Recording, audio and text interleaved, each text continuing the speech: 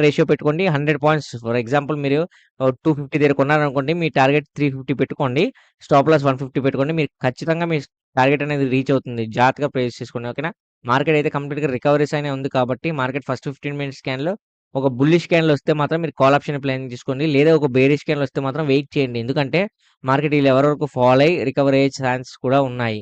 అందుకని first 15 minutes candle ఒక bearish candle వస్తే మాత్రం వెయిట్ చేయండి.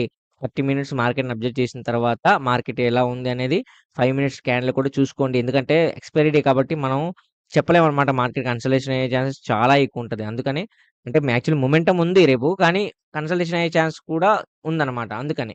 ఓకేనా ఫ్రెండ్స్? సో, జాగ్రత్తగా ట్రేడ్ చేసుకోండి. సపోర్ట్ అండ్ రెసిస్టెన్స్‌లో వీడియో అనలైజ్ కావాల్సిన స్క్రీన్‌షాట్ తీసుకోవచ్చు. అండ్ తిరిగి మళ్ళీ మనం రేపటి వీడియోలో మనం కలుద్దాం. నా వీడియో గనుక నచ్చితే వీడియోని లైక్ చేసి ఛానెల్ అయితే సబ్స్క్రైబ్ చేసుకోండి. Thanks for watching.